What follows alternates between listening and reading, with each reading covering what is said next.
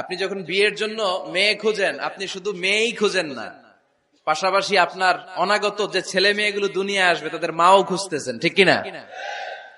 So মা যদি ভালো হয়, ফ্যামিলি ভালো। আমাকে একটা শিক্ষিত মা দাও, আমি একটা শিক্ষিত সমাজ উপহার দিব, ঠিক কিনা? এজন্য প্রথম দায়িত্ব হচ্ছে ছেলে মেয়েদের জন্য ভালো মায়ের ব্যবস্থা করা। ওমরে ফারুক রাদিয়াল্লাহু তাআলা আনহু যখন খলিফা, এক বাবা এসে বিচার দিল, খলিফাতুল মুমিনিন, আমিরুল মুমিনিন, আমার ছেলে আমার কথা শুনে না, বেয়াদবি করে। ওমরে ফারুক ডাকলেন, তুমি তোমার বাবার সাথে বেয়াদবি করো, এটা তো কবিরা গুনাহ, তুমি তো জাহান্নামে যাবে এরকম করলে। ছেলে বলে, হ্যাঁ আমিরুল মুমিনিন, সব দায় দায়িত্ব কি আমাদের, বাবা মার দায়িত্ব নাই? ওমরে ফারুক বললেন, আছে। কি দায়িত্ব আছে? ওমরে ফারুক বললেন, বাবার 3টা দায়িত্ব। নাম্বার 1, আইয়ানতাকিয়া উম্মাহ, বাবা তার ছেলের জন্য ভালো মায়ের ব্যবস্থা করবে। সুবহানাল্লাহ পড়বেন না? আইয়ুহসিনা ইসমা, ভালো নাম রাখবে। আইয়ুআল্লিমাহুল কিতাব, কোরআন শিক্ষা দিবে। এবার ছেলে বলে, শোনেন, আমার আব্বাই 3টার একটাও করে নাই, 3টার একটাও করে নাই, আর বিচার দিতে আসছে আমার নামে। আমার মা হচ্ছে এক জাঞ্জি, নর্তকী নারী, এক অগ্নি উপাসকের কাছে ছিল, আদব আখলাক ভদ্রতা সভ্যতা কিচ্ছু জানে না। আমার মা আমার জীবনে কিছুই ভালো কিছু শিখায় নাই। নাম্বার 2, আমার নাম রাখছে সাম্মানি জুলা, ইয়ানি খানফাসা, আমার নাম রাখছে সামসিকা। নাম কি? এটা একটা নাম হইলো? ওয়ালাম ইউআল্লিমনি হারফাম মিন কিতাবিল্লাহ, আল্লাহর কিতাবের একটা অক্ষর আমারে শিখায় নাই।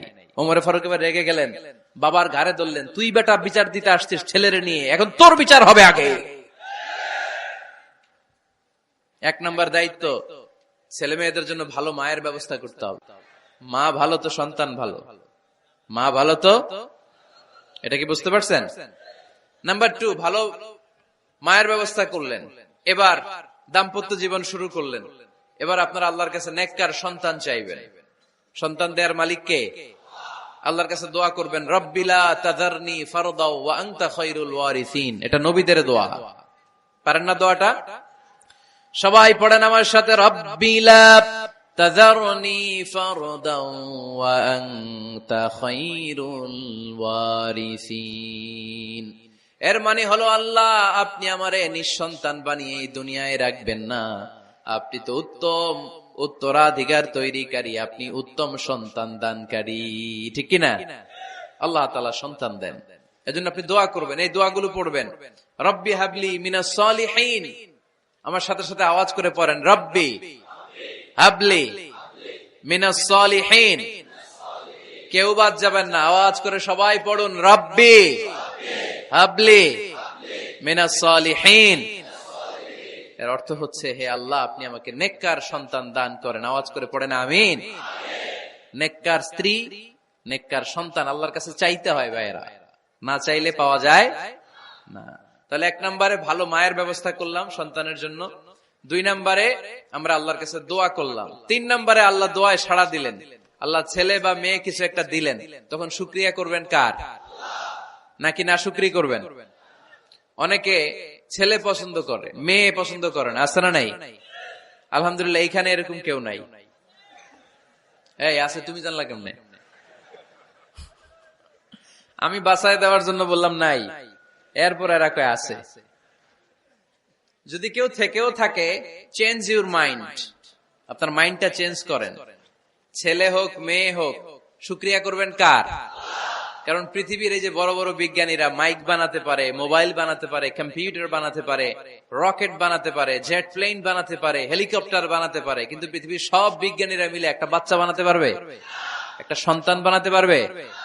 আর্টিফিশিয়াল মাঝে মাঝে রোবট বানায়। একটা রোবট আসছিল আমাদের দেশে, সোফিয়া নামে, মনে আছে?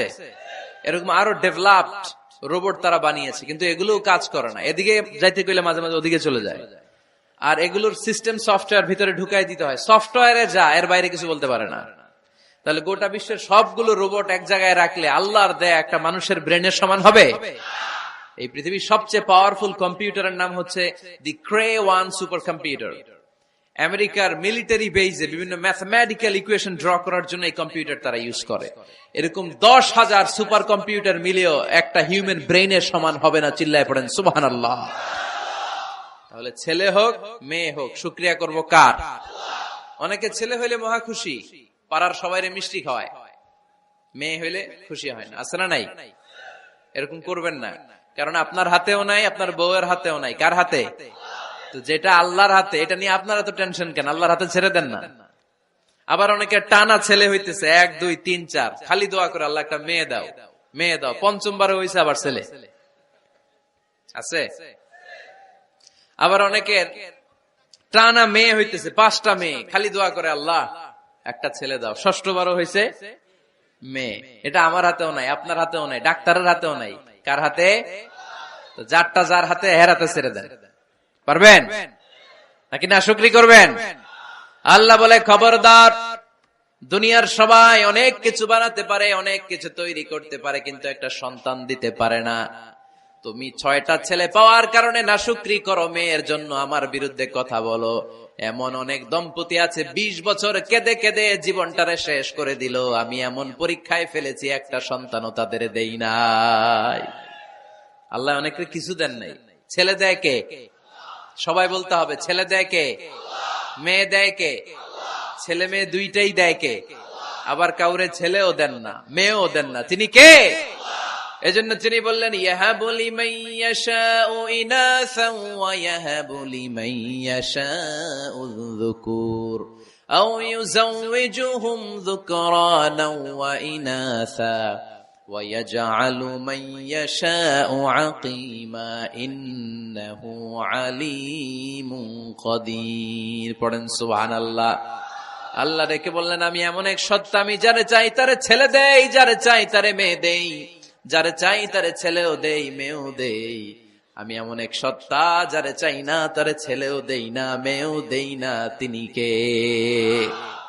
তিনি দেন। এজন্য শুকরিয়া করবেন কার? 3টা চলে গেল, ছেলে হোক মেয়ে হোক, শুকরিয়া করব। 4 নাম্বার, ছেলে দেখ মেয়ে দেখ, সন্তান হওয়ার সাথে সাথেই ছেলের কানে বা মেয়ের কানে আজান দিতে হবে। কে দিতে হবে? আজান দিতে হবে। দেন না আপনারা? দিবেন নাকি ইমাম সাহেব হুজুর আসবে তারপরে দিবে, বসে থাকেন? খতিব সাহেব হুজুর না আসলে তার আজান দেয়া যাবে না, বড় হুজুর না আসলে তার দেয়া যাবে না, এরকম না। মুসনাদে আহমদ ইবনে হাম্বলের হাদিস, ফাতেমা রাদিয়াল্লাহু তাআলা আনহার প্রথম সন্তান ইমাম হাসান রাদিয়াল্লাহু তাআলা আনহু, আল্লাহ রাসূলের নাতি ইমাম হাসান যখন জন্মগ্রহণ করলো, বিশ্বনবী নিজে এসে হাসানকে কোলে নিয়ে হাসানের কানের সামনে আজান দিয়েছেন। আযানা রাসূলুল্লাহ সাল্লাল্লাহু আলাইহি ওয়াসাল্লাম আলা উযুনাইল হাসান হিনামা ওয়ালাদাতহু ফাতিমাতু বিসসালাহ। বিশ্বনবী নিজে আজান দিয়েছেন। আজান দিতে পারেন আপনারা? পারেন না সবাই? আল্লাহু আকবার, আল্লাহু আকবার, আল্লাহু আকবার,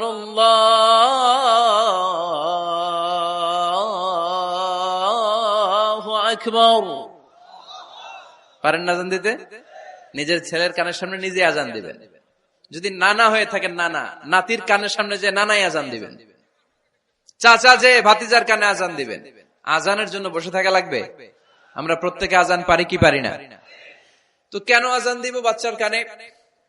2টা সিগনিফিকেন্স। নাম্বার 1, যদিও বাচ্চার আমল নামা শুরু হয় নাই, জাস্ট নিউ বর্ন বেবি, এইমাত্র জন্মগ্রহণ করলো, কিন্তু পৃথিবীতে আসার সাথে সাথেই আল্লাহ বলে, ওর কানের সামনে আমার তাকবীর দিয়ে ইসলামটা ওর কানের ভিতরে ঢুকায় দাও, ঢুকায় দাও। শুরু থেকেই তাকবীর দিয়ে ইসলামের পরিচয় ওর কানের সামনে দিয়ে দাও। This is the significance number 1। Significance number 2, এই পৃথিবীতে যখন কেউ আসে, শয়তান যে তার শত্রু, এসে ইয়াতাআনু ফি জামবাই ইবনে আদম, বনি আদমের 2 পা ধরে 2টা গুতা মারে, আর বাচ্চা ওয়া ওয়া করে কেঁদে ওঠে। বনি আদম পৃথিবীতে আসার সাথে সাথে শয়তান গুতা মারে আর জানান দেয়, তোদের কারণে আমি জাহান্নামী, তোরে সারা জীবন এমন ওয়াসওয়াসা আমি দিতে থাকবো, তোদেরকে জাহান্নামী বানানোর আগ পর্যন্ত আমি ক্ষান্ত হব না। আমি যে দুনিয়াতে ওয়াসওয়াসার জন্য এসেছি, আমার উপস্থিতি, আমার অস্তিত্ব আমি জানান দিলাম। গুতা মারে। তো শয়তানে করবে শয়তানের কাজ, আমরা করব আমাদের কাজ, ঠিক কিনা? শয়তান মারবে গুতো, আর আমরা কি দিব? চিল্লায় বলতে হবে, কি দিব? মনে থাকবে, ভুলে যাবেন না তো আবার। নাম্বার 2, তাহনিক করা সুন্নাহ। তাহনিক হচ্ছে খেজুর, কোন আলেম খেজুর একটু চিবিয়ে ওই চিবানো খেজুরটা বাচ্চার ঠোঁটের মধ্যে লাগাই দিবে। আল্লাহ রাসূল সাল্লাল্লাহু আলাইহি ওয়াসাল্লাম বাচ্চাদেরকে এরকম তাহনিক করতেন। যদি খেজুর পাওয়া না যায়, মধু, একটু মধু নিয়ে মুখের মধ্যে লাগাই দিবেন। আধুনিক মেডিকেল সায়েন্স এটাকে খুবই স্বাস্থ্যসম্মত বলেছে, হেলদি। কারণ বাচ্চা যখন দুনিয়াতে আসে তার নিউট্রিশন চ্যানেলটা মানুষ কেটে দেয়। তার নিউট্রিশন চ্যানেল হচ্ছে তার নাভির সাথে তার মায়ের জরায়ুর একটা কানেকশন। তার মায়ের জরায়ু থেকে সে এনার্জি পেত, নিউট্রিশন পেত। মানুষ যখন এটা কেটে দেয় তখন তার নিউট্রিশন সাপ্লাই বন্ধ হয়ে যায়, কিন্তু তার এনার্জি খরচ করার প্রবণতা বেড়ে যায়। সে এসে ওয়া ওয়া চিৎকার করে, চিৎকার মারতে তার এনার্জি লাগে। সে হাত পা ছোটাছুটি করে, তার এনার্জি লাগে, কিন্তু এনার্জি নাই, এনার্জি লাইন আমরা কেটে দিছি। তাই ইনস্ট্যান্ট এনার্জি সাপ্লাইয়ের জন্য বিশ্বনবী বলেছেন তাহনিক করে মুখে মিষ্টি ঢুকায় দাও। সুবহানাল্লাহ পড়বেন না?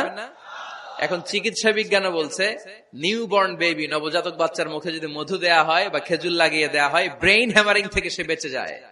তার ব্লাড সুগার লো হয়ে যায়, কিন্তু মিষ্টিটা দেওয়ার সাথে সাথে এনার্জি সাপ্লাই হয়। সুবহানাল্লাহ পড়েন।